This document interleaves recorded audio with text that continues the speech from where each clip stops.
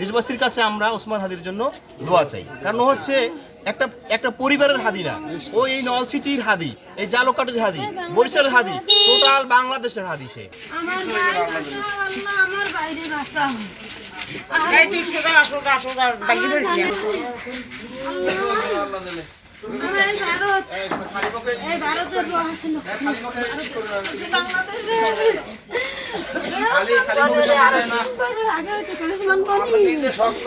ভারতের কিন্তু তোরে বাঁচতে দেবে না, তোরে ভারত বাঁচতে দেবে না। আপনার এটা যা মাঝে ভালাইছে, তোরেও কিন্তু মাঝে ভালাইবে। দেশপ্রেমিক মানুষ থাকবে না। আমার বাড়িতে গুলি মারছে, কি হইবে আর সাংবাদিক দিয়া।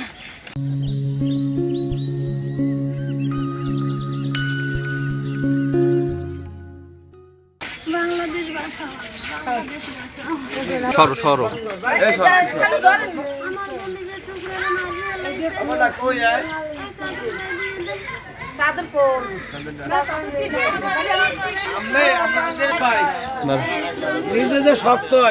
আচ্ছা আপা একটু বলেন তো, আপনি কি মনে করতে আছেন? ভারত বিরোধী লেখা লেখে, বাংলাদেশ পন্থী লেখা লেখে, ওর রন্ধে রন্ধে দেশপ্রেম প্রত্যেকটা শিরায় উপশিরায় দেশের জন্য জীবন দিয়েছে।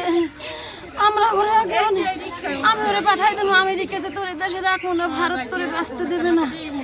ভারতের র আছে হাজার হাজার এখন আবার মির্জা আব্বাসের বিপরীতে হাঁটাশনের দাঁড়াইছে। শত্রুর নাই ওরে বাবা, শত্রুর অভাব নাই। একদিকে ভারতীয় র, একদিকে আওয়ামী লীগ, একদিকে মির্জা আব্বাসের আসনে দাঁড়াইছে বাবা।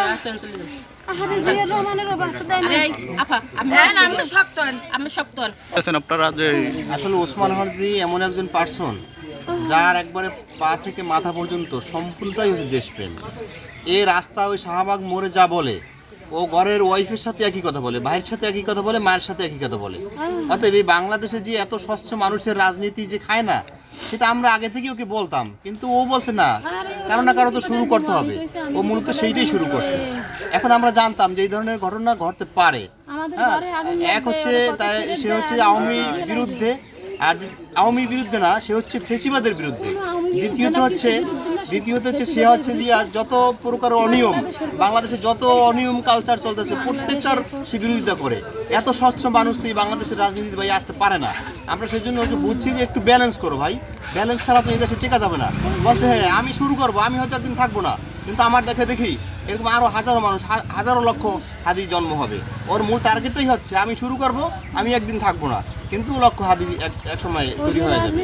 এটাই, আর কিছু না। আর যাদের সাথে ও শুরু করছে রাজনীতিটা, এরা হচ্ছে কত মোস্ট সিনিয়র। এদের সাথে যাওয়াটা মানে কি অনেক বড় চ্যালেঞ্জের। হ্যাঁ, সেটা ওই চ্যালেঞ্জটাকে ও চ্যালেঞ্জ হিসাবে নেয় নাই। ও মনে করছে না আমি এখানে যোগ্য, আমি বাংলাদেশের জন্য যদি ও তো একটা ইয়েই বলছে যে টার্গেট নির্বাচনে, আমি যদি নির্বাচন করি আমার 500 ভোট, যদি 500 ভোট পাই তাহলে মনে করব আমি জিতে গেছি। তাহলে যার মেন্টালিটি এইটা, আপনি তার সাথে তো অন্য কারোর সাথে অন্য কিছুর সাথে মিলাতে পারবেন না, এটা স্বাভাবিক। সে তো এমপি হওয়ার জন্য রাজনীতি করে না, এমপি হবে আরও 3 প্রজন্ম পরে প্রয়োজনে, সে হবে না। সে যাদেরকে তৈরি করে যাবে তারা হবে, কিন্তু সেটা তো ভাই এই বাংলাদেশের মানুষ ওই পর্যন্ত যাইতেছে না। না জানি তার ওই আসনটা ভাগাই নাই, না জানি আসনটা ভাগাই নেই। এরপরে ইন্ডিয়ার যে একটা হুমকি আছে, এটা তো অবশ্যই আছে। এখন এই ঘটনা কারা ঘটাইছে মূলত আমরা সেটা সঠিক তদন্ত না হওয়া পর্যন্ত আমরা বলতে পারবো না। এখন আমরা শুধু এটুকুই বলতে চাই, আমরা কি বলবো, আমাদের আসলে মুখের সেই ভাষাটা এখন নাই।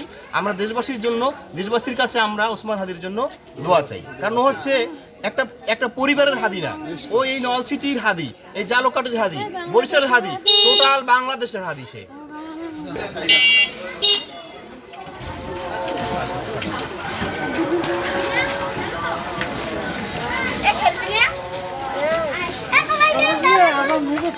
কি মনে করছেন বিষয়টাকে?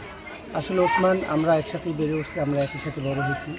ইভেন 5ই আগস্ট যে সময় বিজয় আমাদের সন্নিকটে, তখনও আমরা সকালবেলা একসাথে সারাদিন ছিলাম। তো এটা দলমত নির্বিশেষে ওসমান আমাদের ছোটো ভাই, আমাদের নর্থ সিটির সন্তান।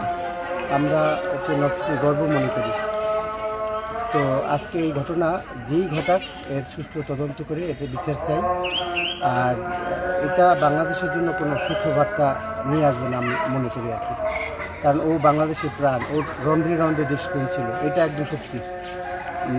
তো এটা দিয়ে এইরকম একটা দুর্বল মানুষকে মানে হত্যার চেষ্টা, এটা আসলে কারা চায়, কী জন্য চায়, এটা খুঁজে দেখতে হবে।